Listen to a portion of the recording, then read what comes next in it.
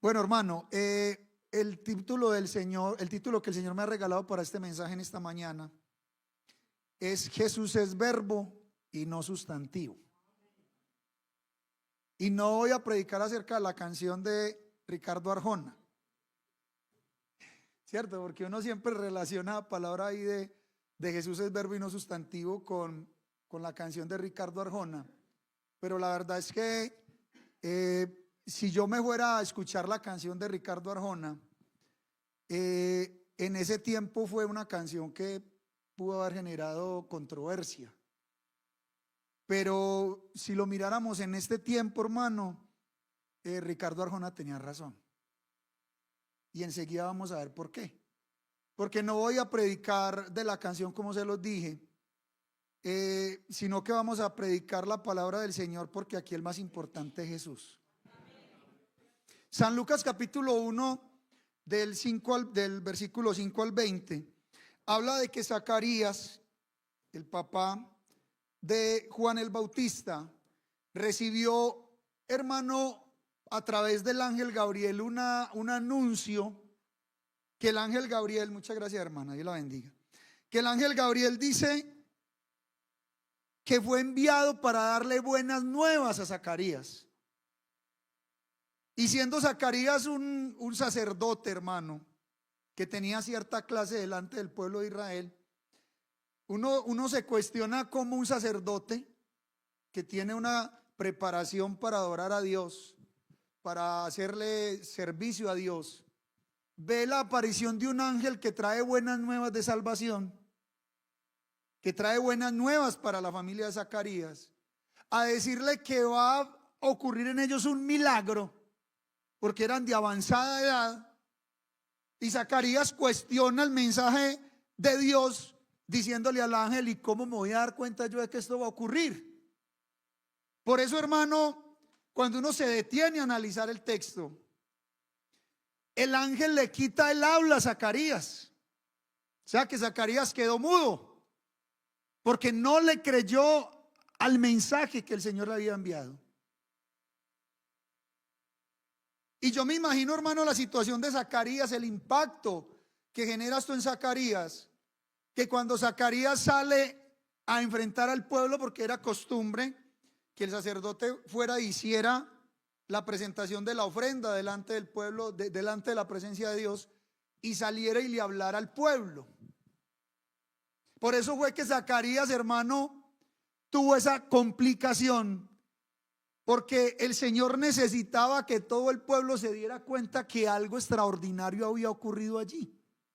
Y cuando Zacarías sale, pues no tenía palabras para decir lo que había pasado dentro del templo. Entonces la gente empezó a cuestionarse: bueno, ¿y qué fue lo que pasó con Zacarías?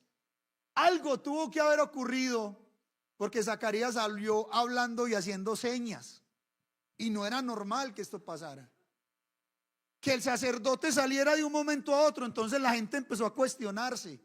Algo tuvo que haber ocurrido dentro del templo, que Zacarías perdió el habla. Tuvo que haber visto la presencia de Dios. Entonces, hablando acerca de que Jesús es verbo y no sustantivo, un sustantivo, hermano, también es llamado nombre. Y vamos a dar aquí una pequeña clase de oratoria referente a lo que es el español. Es una palabra que se utiliza para nombrar personas. O sea, el sustantivo se utiliza para nombrar personas, animales o cosas. Yo creo que todos los que pasamos por la escuela nos explicaron esto. Ya ni nos acordamos, ¿cierto? Se utiliza para nombrar ideas, sentimientos. Por ejemplo, mi nombre es Carlos. Una elegancia de nombre. Y ese nombre Carlos es un sustantivo, ¿cierto? ¿Por qué se utilizan los sustantivos? Por ejemplo, cuando yo llamo niño, cuando yo digo María, cuando yo digo, por ejemplo, Mario, cuando yo digo Nelson. Amén. Cuando yo digo perro, gato, león, silla, reloj, lámpara. le estoy colocando, ese sustantivo es el nombre que le he colocado a esas cosas. Y en resumen, los sustantivos son la base para nombrar y clasificar todo lo que nos rodea y nos ayuda a comunicarnos de manera efectiva. Porque usted se imagina qué pasaría si no existieran los sustantivos. Usted no se podría referir a algo o a alguien porque no estuviera, usted no sabría de qué están hablando. Si todos utilizáramos palabras diferentes para nombrar las cosas, no hubiera una comunicación asertiva, no hubiera una comunicación fluida. Entonces, las cosas en la vida Dios las permite porque tienen un significado especial. Y hermano, el sustantivo no nació porque la Real Lengua Española se lo inventó, porque es que sean muy doctos, porque es que son muy estudiados. No, hermano, todo estaba escrito en la palabra de Dios. Todo viene dirigido de parte de Dios. Y algo tan sencillo como hablar de un sustantivo, hermano querido, el sustantivo nació desde Génesis capítulo 2, versículo 19. Y usted me va a decir, ¿por qué? Porque la palabra de Dios dice: Jehová Dios formó pues de la tierra toda bestia del campo y toda ave de los cielos, y los trajo a Adán para que viese cómo los había de llamar. Ahí nació el sustantivo. Y todo lo que Adán llamó a los animales vivientes, ese es su nombre. Y puso Adán todo nombre a toda bestia y ave de los cielos y a todo ganado del campo. O sea que el sustantivo nació desde los primeros días de la creación, porque Dios sabía que era indispensable que el hombre tuviera una forma perfecta de comunicarse. Eso no es de la Real Lengua Española, hermano, es de Dios, porque Dios todo lo sabe, porque Dios todo lo puede, porque Dios todo lo ve. Por eso en San Lucas, hermano, y me llama la atención, y usted dirá, ¿y qué tiene que ver Juan el Bautista, lo que le pasó a Zacarías con el tema del sustantivo? Mire, hermano, resulta que el ángel le había encomendado una misión, o le había traído unas buenas nuevas a Zacarías, y le había dicho a Zacarías: Zacarías, ustedes van a tener un hijo y le van a poner por nombre Juan. Mire lo que dice aquí. Y dice que que ese niño iba a ser especial porque desde el vientre iba a recibir el Espíritu Santo. Y entonces en el verso 39 del capítulo 1 de San Lucas que leímos, la palabra del Señor narra que María se va a visitar a su prima Elizabeth o Elizabeth. Y cuando llega allá, cuando María llega a saludar, María ya iba encinta. Cuando llega allá, se da cuenta, hermano, Elizabeth siente que salta en su vientre el niño, y que recibe y es llena del Espíritu Santo. Entonces Elizabeth le dice a María: uy, María, bienaventurada eres, porque cuando tú me saludaste, sentí que el niño brincó dentro de mi vientre, y sentí que algo, un regocijo, una bendición, algo maravilloso ocurrió en mi vida, porque se estaba cumpliendo lo que el ángel le había dicho a Zacarías. Y Elizabeth sabía que eso iba a pasar porque Zacarías era el esposo. Ya Zacarías le había dicho: mi hija, me pasó esto y esto y esto. ¿Cómo lo haría? No sé, si le escribió en una tabla, si se inventó cuando eso, me imagino que de ahí empezaron a nacer las lenguas ¿cierto?, de los sordomudos. Algo inventaría y le permitiría al Señor a ellos para que se comunicaran. Pero ya Elizabeth sabía que eso iba a pasar. Y lo que me llama la atención es cuando es el nacimiento de Juan, en el verso 57, que dice que cuando Elizabeth se cumplió el tiempo del alumbramiento, dio a luz un hijo, y cuando oyeron los vecinos y los parientes de Dios que habían y los parientes que Dios había engrandecido para con ella su misericordia, se regocijaron con ella. Aconteció que al 8º día vinieron para circuncidar al niño, y le llamaban con el nombre de su padre Zacarías, porque en ese tiempo cuando se circuncidaba al niño se llamaba por el nombre del niño. Pero como no sabían cómo se iba a llamar el niño, lo llamaban Zacarías porque lo tenían que llamarlo de alguna forma, y enseguida se van a dar cuenta por qué. Pero respondiendo su madre dijo, no, se llamará Juan. Entonces ahí hay un acontecimiento que llama la atención. Porque es que todo mundo lo que hace en el verso que sigue, y le dijeron, pero respondiendo su madre dijo, no, se llamará Juan. Y le dijeron, ¿por qué? No hay nadie en tu parentela que se llame con ese nombre. Entonces preguntaron por señas a su padre, hey, Zacarías, ¿qué opina? Y yo me imagino a Zacarías ahí como así, tratando de, ¿cierto?, de explicar. Entonces pide que le traigan una tabla, que eso es lo que dice ahí enseguida. Y él escribe ahí, su nombre será Juan. Y hermano querido, todo mundo quedó atónico. Entonces preguntaron, y dice el verso 63, y pidiendo una tablilla escribió diciendo, Juan es su nombre, y todos se maravillaron.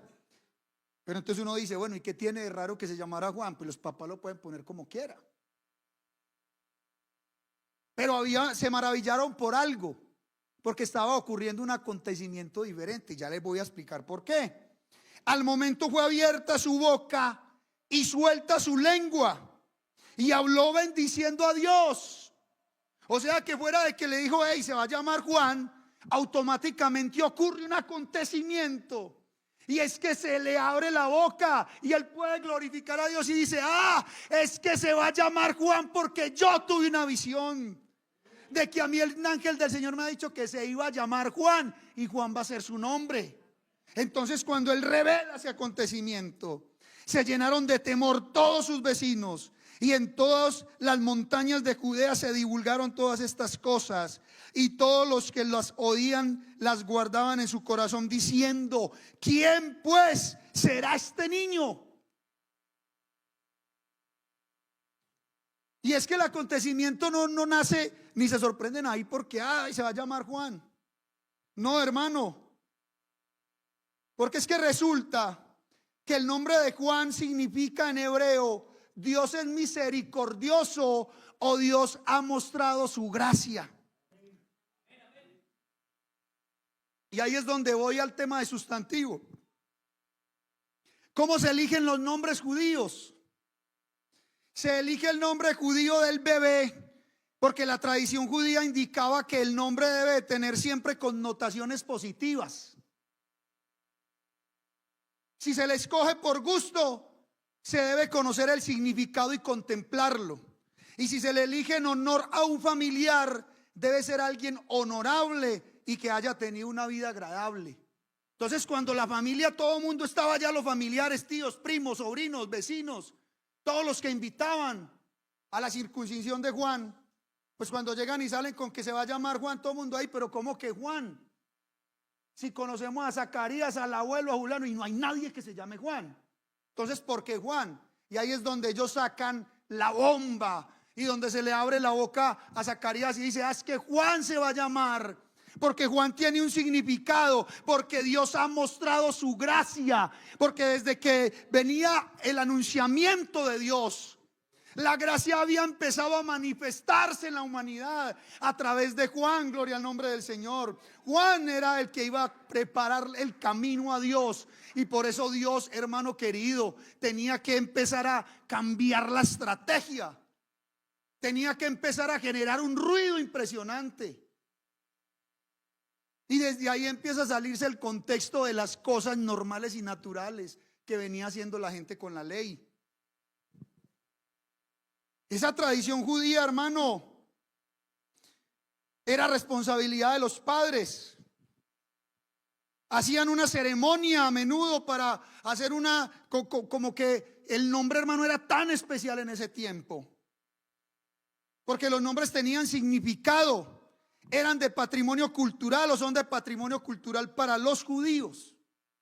Por eso yo les voy a confesar algo acá, hermano. Cuando yo le puse el nombre a Mateo,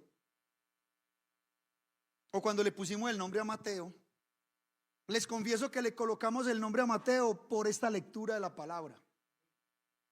Porque cuando yo una vez estaba leyendo, hermano, ahí en mi casa este texto, estaba leyendo San Lucas, y como está empezando San Lucas, yo venía leyendo la Biblia en orden, Y me encuentro con esto y yo digo, uy, qué acontecimiento tan extraordinario.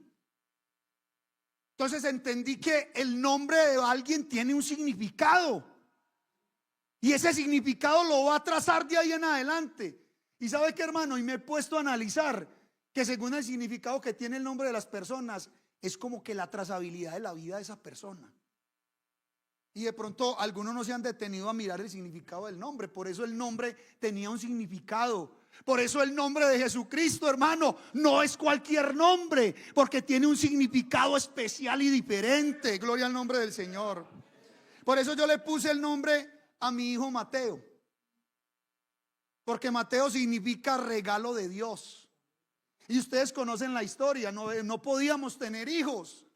Y mi esposa queda en embarazo, era un acontecimiento extraordinario. Y entonces mi hijo no se podía llamar con cualquier nombre. Tenía que tener un nombre que siempre le recordara a mi esposa y a mí que Dios ha sido bueno y maravilloso y que siempre se ha manifestado en nuestras vidas. Hermano querido, por eso se llama Mateo, porque Mateo es el regalo de Dios, el regalo que Dios nos regaló a mi esposa y a mí. Así como el Señor le regaló a Juan, a Elizabeth y a Zacarías. Y cuando se vino Brenda, entonces yo busqué un significado de un nombre. Y mi esposa me dijo, amor, colóquele el nombre usted también a Brenda. Porque los dos nos pusimos de acuerdo por Mateo. Y Brenda no aparece en la Biblia, pero tiene un significado espiritual que puede resonar con valores bíblicos como con la fuerza y la belleza. Brenda es de origen celta, derivado del nórdico, y significa espada o cuchilla. Y a veces se asocia con antorcha o llama, que simboliza fuerza y luz. Y cuando uno conjuga el nombre, significa fuerte como una espada. Y entonces empieza uno a analizar la vida de Brenda desde pequeña y se da cuenta que Brenda tenía que ser fuerte como una espada, porque estuvo en cuidados intensivos 2 veces seguidas. Entonces uno dice, ay, ¿qué le esperará a Brenda en el futuro? Pues hermano, Dios sabrá, pero Dios la trajo y el Señor se encargará de ella. Gloria al nombre del Señor. Alabanzas a Dios. Y ese aplauso es para el Señor, déselo a Él. Mire, alabanzas a Dios. ¿Y a qué voy con esta introducción de este mensaje, hermano? Es que la importancia de los nombres, si miramos el nombre como un sustantivo, se basa en un significado que trae mucha trascendencia de ahí para atrás. Pero para muchas personas simplemente es un nombre. ¿Y qué es lo que pasa, hermano? Que muchas doctrinas y religiones, personas que no profesan ninguna fe, incluso algunos creyentes, se escudan detrás de su nombre, o sea, del nombre de Jesús. Se escudan detrás del nombre de Jesús, haciéndose llamar cristianos, y creen que con decir que soy cristiano, entonces ya vendo una idea de que soy una persona que hago el bien y que hago las cosas bien y correctas. Pero que estuviéramos en un tiempo atrás donde el que era cristiano era cuestionado, apedreado, asesinado, muchos se tragarían el nombre y la palabra así, cristiano, para adentro, porque sabría que traía consecuencias graves.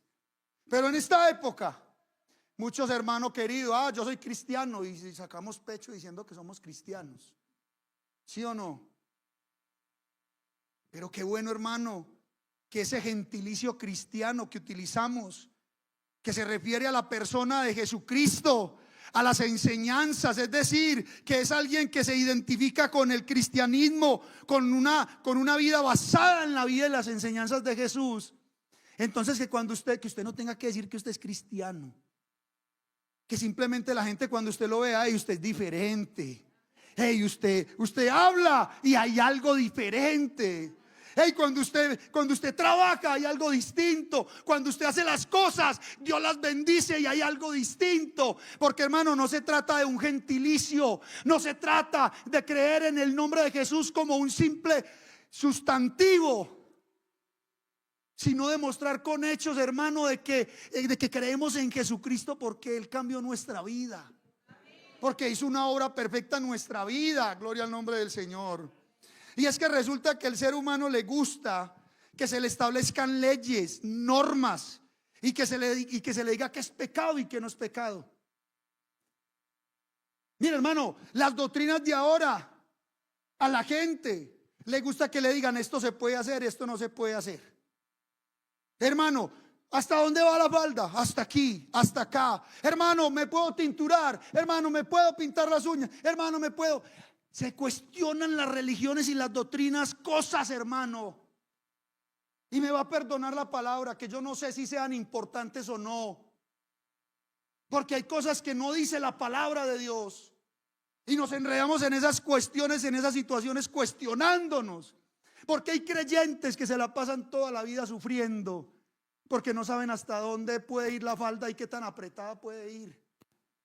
Pero yo le voy a decir una cosa, mi querido hermano: si usted se basa en el nombre de Jesús no como un sustantivo, sino como lo que Él nos enseñó realmente, no deberíamos de estar cuestionando y preguntando, sino que nuestros actos, nuestra forma de ser debería de reflejar, hermano querido, la obra tan perfecta y magnífica que Dios ha hecho en nuestras vidas. Alabanzas al Señor.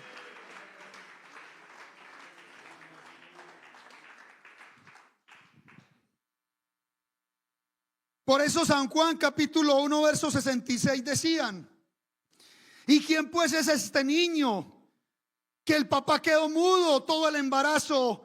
Y fuera de eso, el nombre que le ponen sale de lo habitual de la familia. El nombre de Juan se venía anunciando desde el sustantivo de Juan, porque Dios ha mostrado su gracia. Y por eso cuando Jesús llega a la tierra, llega revolucionando todo, hermano. Porque cuando Jesús llega a la tierra tenía que pasar algo. Y desde el anunciamiento de la venida del Señor ya estaba ocurriendo algo desde Juan, que era el que iba a preparar el camino. Por eso cuando Jesús llega a la tierra a enseñar fuera del contexto de lo que se había enseñado, a veces parecía que el Señor, hermano querido, fuera un revolucionario. Porque al Señor lo catalogaron en su tiempo como revolucionario. Lo catalogaron como hereje. Lo catalogaron, hermano querido, como endemoniado. Porque es que llegó a cambiar una tradición donde todas las religiones predicaban casi que de la misma forma. Esto no se puede, esto sí se puede, esto no se puede. Parece, hermano, muchas veces, y lo traigo a colación a este tiempo, parece como si todas las doctrinas y las religiones estuvieran peleando por quién tiene la razón. En el sentido de que el que tenga más normas y leyes es el que es más santo. Se ha vendido, hermano querido, el evangelio como el evangelio de las prohibiciones. Y no quiero que me malinterprete, hermano. Yo con esto no estoy diciendo que usted pueda hacer lo que le dé la gana. Pero a veces parece que somos santos al que más prohibiciones cumpla. Y hermano, por muchas prohibiciones que usted quiera guardarse, siempre delante de Dios va a cometer algún error como ser humano. Porque aquí el único santo se llama Cristo. El único eterno, el único perfecto se llama el Señor. Él es el único perfecto. La situación, hermano querido, es que cuando el Señor viene a enseñar de forma diferente, parecía en ese momento como si estuviéramos salidos de contexto. Y la situación, hermano querido, no era para menos. Porque a Jesús lo trataron de endemoniado, según Juan 19:20, que dice: volvió a haber discusión entre los judíos por estas palabras, y muchos de ellos decían: demonio tiene y está fuera de sí, ¿por qué lo oís? En otras ocasiones, como en Juan 8:48, dice que los judíos le decían a Jesús que tenía un demonio y que era samaritano y que estaba loco, porque llegó a predicar lo que no estaban acostumbrados a oír. Porque llegó a predicar, hermano, cosas distintas a lo que decía comúnmente la ley. Porque llegó no a predicar la ley como estaban acostumbrados, que esto se puede, que esto no se puede. No, él empezó a romper paradigmas, empezó a romper barreras, a decir es que así no es que esto no es mi objetivo cuando yo les di la ley. Oh, hermano querido, por eso en San Juan capítulo 10 dice, volvió pues a Jesús a decir en el versículo 7: de cierto os digo, yo soy la puerta de las ovejas. Todos los que antes de mí vinieron, ladrones son y salteadores. ¿Usted se imagina la reacción de los sacerdotes de ese tiempo? Escuchando predicar a Jesucristo en las sinagogas. Y cuando andaba por ahí, porque todos andaban detrás de Jesús a ver qué quería decir. Y que salga diciendo que todos los que habían venido a predicar antes de él eran ladrones y salteadores. Ay, hermano querido, eso era un evangelio que entraba en reversa. Eso era un evangelio que movía masas, que ardía por dentro. Porque estaba moviendo, hermano, las fibras de una doctrina que años y años venían predicando, hermano. Que los judíos nacieron con esa doctrina desde pequeños. Y llega Jesús y les dice: los que vienen detrás de mí eran ladrones y salteadores, pero no los oyeron las ovejas. Yo soy la puerta, el que por mí entrare será salvo, y entrará y saldrá y hallará pastos. Y dice: el ladrón no viene sino para hurtar y matar y destruir. Yo he venido para que tengan vida y para que la tengan en abundancia. Yo soy el buen pastor, y el buen pastor su vida da por las ovejas. Mas el asalariado, el que no es pastor, de quien no son propias las ovejas, ve venir al lobo y deja las ovejas y huye. Y el lobo las arrebata, se las lleva, se arrebata las ovejas y las dispersa. Así que el asalariado huye porque es asalariado y no le importan las ovejas. Y sigue diciendo: yo soy el buen pastor y conozco mis ovejas y las mías me conocen, así como el Padre me conoce y yo conozco al Padre y pongo mi vida por las ovejas. También tengo otras ovejas que no son de este redil, refiriéndose a nosotros, porque estaba hablándole a los judíos. Y dice que no son de este rebaño. Alabanzas al Rey, que no son de este redil. Aquellas también debo traer y oirán mi voz, y habrá un rebaño y un pastor.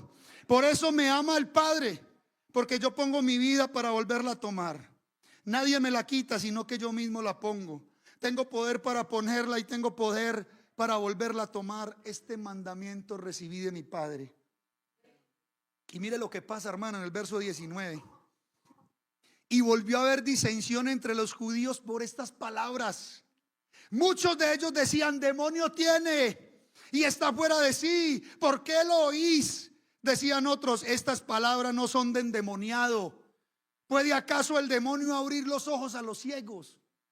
Mire, hermano, o sea, había una controversia, como lo hay ahora. Yo tengo la razón, yo soy de Cristo, yo no soy de Cristo, yo tal cosa, que yo soy de los testigos de Jehová, que yo soy del séptimo día, que yo soy de no sé qué, que yo soy. Hermano querido, la gente en este momento está confundida como el tiempo en que vino el Señor. No sabe ni en qué creer, no sabe ni a quién escuchar, no sabe cómo es que se debe hacer las cosas. Por eso, hermanos, yo le voy a decir algo con el mayor de los respetos, porque habemos, hermanos queridos, muchos que defendemos la doctrina de la iglesia pentecostal. Pero yo le voy a decir una cosa, hermano: no se meta con un tema legal. Recuerde que el nombre de la iglesia pentecostal es un nombre jurídico. Dedíquese a predicar a Cristo, dedíquese a predicar al crucificado. No venda una religión, no venda una doctrina. Predique al que es realmente importante en este mundo, al que es realmente importante en esta iglesia. Tocamos la puerta. Sí, a la orden. Soy de la Iglesia Pentecostal Unida de Colombia y vengo a predicar a Jesús. ¿Y qué testimonio estamos dando afuera, hermano? Pero si usted llega de una manera humilde como llegó Jesús, Él no llegó a decir: yo soy de la doctrina de este, de aquel, de aquel. Él llegó a decir: vine a salvar a los abatidos, vine a sanar a los enfermos. Hermano querido, haga y muestre su fe por las obras y no por un título de una iglesia. No, hermano querido, tenemos que salirnos del contexto, porque Jesús no es sustantivo, hermano. Alabanzas al Señor. Mire, San Marcos capítulo 6 dice: salió Jesús de allí, vino a su tierra y le seguían sus discípulos. Y llegando el día de reposo comenzó a enseñar en las sinagogas, y muchos oyéndole, se miraban y decían: ¿de dónde tiene estas cosas? ¿Y qué sabiduría es esta que le es dada? Y estos milagros que por sus manos son hechos. ¿No es este el carpintero? ¿No es este el hijo de María, hermano de Jacob, de José, de Judas y de Simón? Hermano, lo que pasaba con Jesús en ese momento estaba siendo cuestionado, porque estaban diciendo: hey, pero ¿cómo así este el que conocimos? Este es el que vimos crecer, este es el hijo del carpintero. ¿Por qué está haciendo esas obras? Qué bueno que en este momento, hermano, cuando usted predique la palabra, la gente cuestione y diga: ve, este no era el borracho, ve, este no era el drogadicto, ve, esta no era la prostituta, ve, este no era el que mantenía maldiciendo, el que mantenía acostado por ahí borracho tirado. No, hermano, que la gente diga: uy, este no era. ¿Qué pasó con este? Es que conoció un nombre que es sobre todo nombre. Conoció un nombre diferente. Conoció un ser súper especial.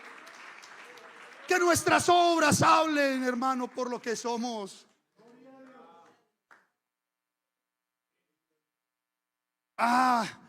Porque lo rechazan, porque lo veían como un sustantivo, como un simple hombre mortal que no se quería acomodar y enseñar como todos. ¿Por qué se cuestionaban por Jesús? Porque no quería ser más del montón y llegó a revolucionar de una forma, hermano, que no se había mostrado a Dios, como no se había mostrado a Dios. Llegó a revolucionar, hermano querido, porque el Señor no era simplemente un hombre común. El Señor, hermano, quería hacía alarde de un nombre que es sobre todo nombre, porque era el mismo Dios manifestado en carne. Él no podía enseñar igual, porque Él vino a enseñar la verdad. Por eso la palabra dice: yo soy el camino, la verdad y la vida. Era imposible que Jesús predicara cosas que estaban acostumbrados a oír. Él tenía que marcar la diferencia, vino a predicar la verdad.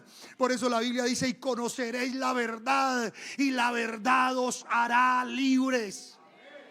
Yo no sé cuántos somos libres en esta mañana. Gloria al nombre del Señor. Que le pueda usted dar un aplauso al Señor en esta hora. Aleluya. Por eso, hermano, no debemos encajar en este mundo. Entonces, entendiendo esto de que el significado de los nombres era importante para los judíos, y mirando lo que Jesús hacía en los tiempos en los que Él vino a esta tierra, consulté el significado de Jesús para los hebreos, y el significado de Jesús es Salvador. ¿Cómo el Salvador iba a venir a hablar mentiras? ¿Cómo el Salvador iba a cambiar, ser la esperanza para este mundo? Hermano querido, tenía que marcar la diferencia, tenía que salirse del contexto, tenía que revolucionar el mundo, tenía que cambiar las cosas como la gente las ve, tenía que pasar algo diferente en este mundo. Por eso Mateo capítulo 1 versículo 21 dice: y dará a luz un hijo y llamará su nombre Jesús. No porque es un simple sustantivo, no porque la mamá y el papá le dio por colocarlo Jesús. No, hermano querido, es porque el significado es porque Él salvará a su pueblo de sus pecados. Gloria al nombre del Señor. San Mateo 1:23 dice: he aquí una virgen concebirá y dará a luz un hijo y llamará su nombre Emmanuel, que traducido significa Dios con nosotros. Es imposible, hermano, que Dios estando con nosotros no marcara la diferencia.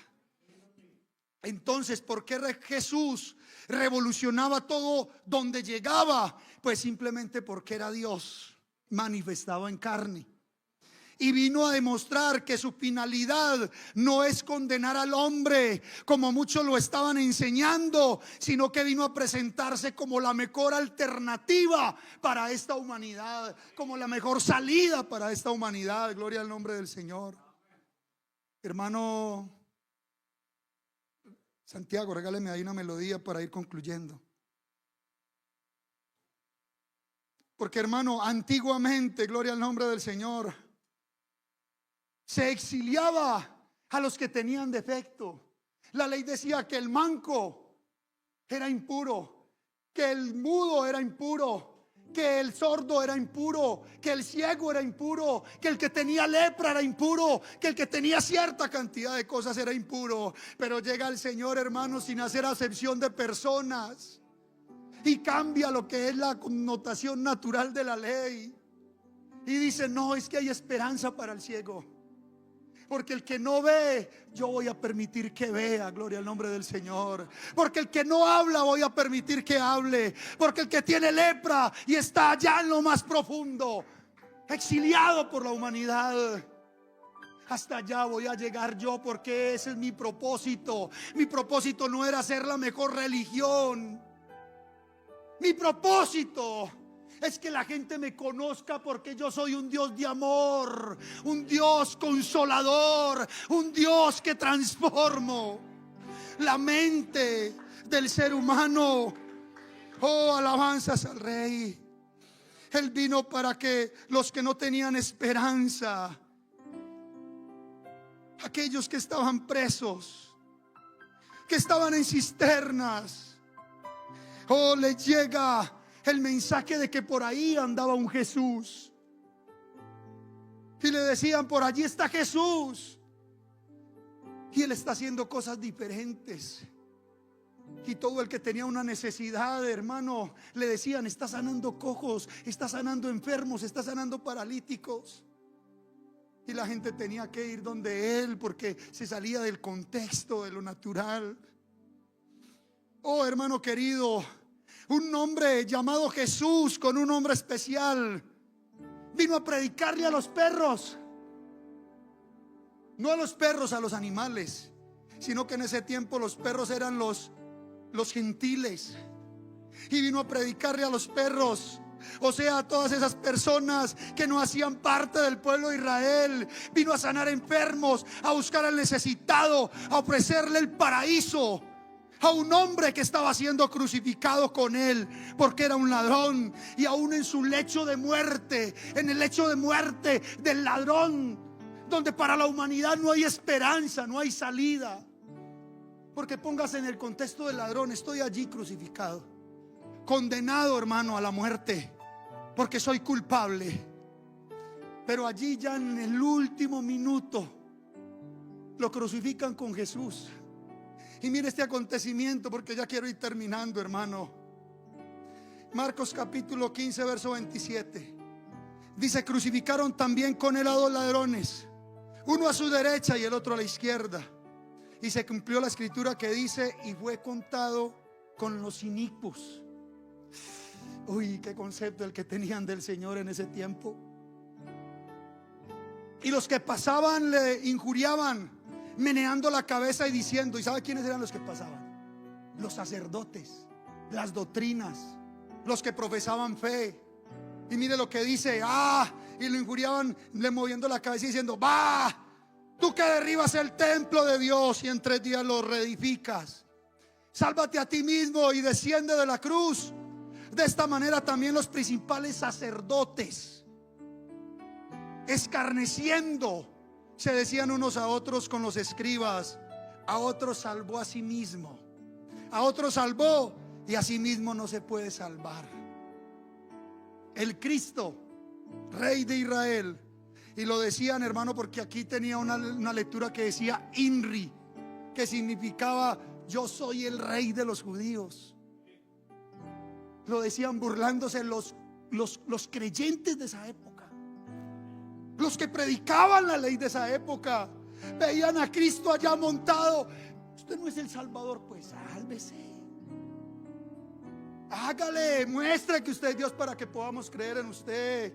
Y dice: el Cristo Rey de Israel descienda ahora de la cruz, para que veamos y creamos. También los que estaban crucificados con él injuriaban. Y en San Lucas capítulo 23 hay un desenlace, hermano, de ese acontecimiento que estaba ocurriendo en la cruz del Calvario. Porque cuando el ser humano cree que Jesús es un simple sustantivo, eso es lo que ve, no ve más de lo que ve. Porque el sustantivo se hizo para nombrar las cosas, para que cuando usted mire la silla sepa que es la silla, cuando usted mire al hermano Mario sepa que es el hermano Mario. Y hay gente de doctrinas que se dedican solamente a pensar que Jesús es un simple sustantivo, un nombre ahí cualquiera. Y eso era lo que predicaban en las doctrinas pasadas. Pero el Señor vino a hacer algo diferente, hermano, porque mientras que lo injuriaban en la cruz, el verso 39 de San Lucas 23 dice: y cuando uno de los malhechores que estaba colgado le injuriaba diciendo: si tú eres el Cristo, sálvate a ti mismo y a nosotros. Respondiendo el otro le reprendió diciendo: ni aún temes a Dios, estando en la misma condenación. Nosotros a la verdad justamente padecemos, porque recibimos lo que merecemos por nuestros hechos, mas este ningún mal hizo. Y le dijo a Jesús: acuérdate de mí cuando vengas en tu reino. Y entonces Jesús le dijo: de cierto te digo que hoy estarás conmigo en el paraíso. Porque cuando muchos ven a Jesús como un sustantivo allá colgado en el madero, lo injuriaban y le decían: ah, sálvate. Jesús estaba haciendo una obra magnífica, acordándose del que no tenía salvación, acordándose del que no tenía esperanza, acordándose del que ya estaba en la última. Porque eso fue lo que vino a hacer el Señor: a cambiar, a trastornar el mundo, a mostrarle a la humanidad que no tiene esperanza, de que Él vino no para ser sustantivo, sino que vino para ser verbo. Porque sabe que, hermano, se tenía que cumplir la palabra del Señor cuando dice, cuando el profeta Isaías lanza una profecía en el capítulo 61, que como título tiene: buenas nuevas de salvación para Sión. Y dice: el Espíritu de Jehová el Señor está sobre mí, porque me ungió Jehová, me ha enviado a predicar buenas nuevas a los abatidos, a vendar a los quebrantados de corazón, a publicar libertad a los cautivos y a los presos, apertura de la cárcel, a proclamar un año de buena voluntad de Jehová, el día de la venganza de Dios nuestro, a consolar a los enlutados. Este Cristo que muchos tienen por sustantivo, dice el verso 3: vine a ordenar que a los afligidos de Sión se les dé gloria en lugar de ceniza, óleo de gozo en lugar de luto, manto de alegría en lugar de espíritu angustiado, y sean llamados todos mis hijos. Yo le voy a agregar esto acá, permítamelo, se lo hago, hermano.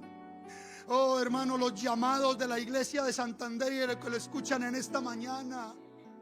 El Señor vino a llamarnos árboles de justicia, plantío de Jehová.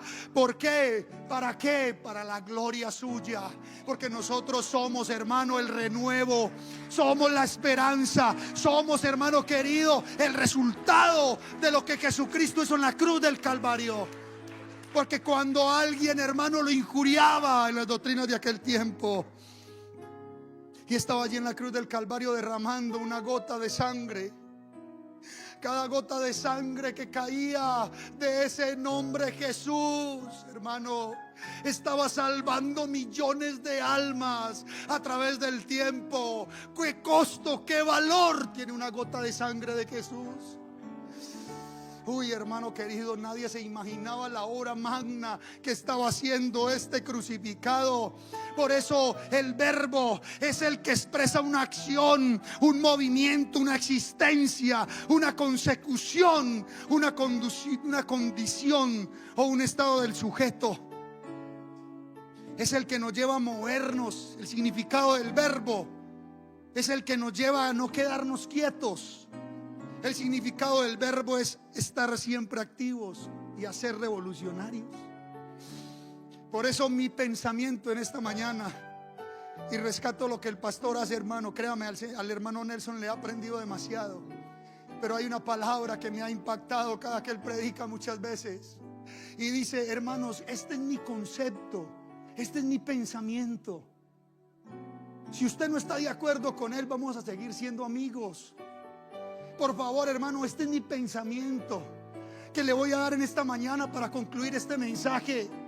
Si usted no está de acuerdo con él, vamos a seguir siendo amigos. No se enoje conmigo, por favor, que estoy predicando, gloria al nombre del Señor, a un Jesucristo distinto. Por eso para mí Jesús no es sustantivo, para mí Jesús es verbo.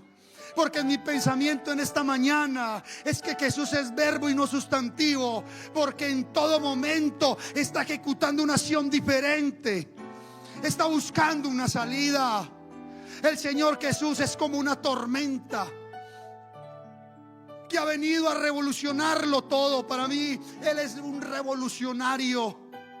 Y así como las tormentas pasan, hermano, y cambian y transforman las cosas, porque hay tormentas que pasan derribando todo a su paso. Y así como el huracán, hermano, muchas veces va una corriente para un lado y se devuelve para otra. Muchas veces la vida de nosotros parece así, como si estuviéramos en una tormenta, que vamos para aquí y nos devolvemos para allá. Pero en medio de la tormenta, hermano, allí está el Señor, permitiendo que pases por esa tormenta. Alabanzas al Rey, porque hay un dicho que dice que después de la tormenta viene la calma. Puedes creer de pronto que esa tormenta que estás viviendo no tiene salida, que es el acabose. Pero el Señor Jesús, siempre con Él habrá una esperanza. Siempre habrá una salida, siempre encontraremos una solución, porque simplemente el nombre de Jesús es un verbo y no un sustantivo, porque Él es el único que tiene un nombre. Alabanzas al Señor, dado a los hombres, en el que podemos ser salvos. Es el único nombre como tal, que si lo miramos desde la Real Lengua Española, no se queda simplemente en un significado de salvación. Es el único nombre, hermano querido, que tiene acción viva. El único nombre que tiene acción viva. Porque a mí la palabra del Señor me dice que en su nombre echaremos fuera demonios, y yo lo he vivido. A mí la palabra me dice que en su nombre van a haber sanidades, y yo lo he vivido. A mí me dice la palabra del Señor que en su nombre se doblará toda rodilla de lo que está arriba en el cielo, aquí en la tierra y debajo de la tierra. Entonces, en esta mañana, para concluir este mensaje, yo estoy predicando a un Jesús que es verbo y no sustantivo, y que puede hacer una obra en esta mañana con alguien que quiera, que le haya creído a este mensaje, que le haya creído a este Dios, que se encuentra en situaciones difíciles, que sienta que en Dios realmente hay una esperanza, y que sienta que de pronto venía mirando de lejos a Jesús. Pues yo te invito para que te arrimes al crucificado. Si eres un ladrón, o estás en la condición como el ladrón, no que seas un ladrón, que estás en el lecho de muerte posiblemente y no tienes salida, no te preocupes, que aquí está, hermano, el que en el último momento nos da el aliento de vida, que nos da la esperanza, porque muchas veces hemos estado a punto de morir, pero hemos dicho a Él: Señor, mi vida depende de ti. Y aquí seguimos predicando, aquí seguimos dando testimonio. Y no lo digo porque yo me lo inventé, me lo digo porque lo he vivido. Porque he vivido a un Cristo que es vivo y eficaz, que su palabra es viva y eficaz, más cortante que espada de dos filos. Por eso en esta mañana, hermano, lleves este mensaje. Jesús es verbo y no sustantivo. Quiero invitarlo para que esté en pie. Vamos a predicar con de nuevo esta palabra. No te llenes la boca diciendo que soy de aquí o de allá. Llénate la boca diciendo que eres de Cristo, porque muestras con tus hechos que realmente eres de Él. Señor Jesús,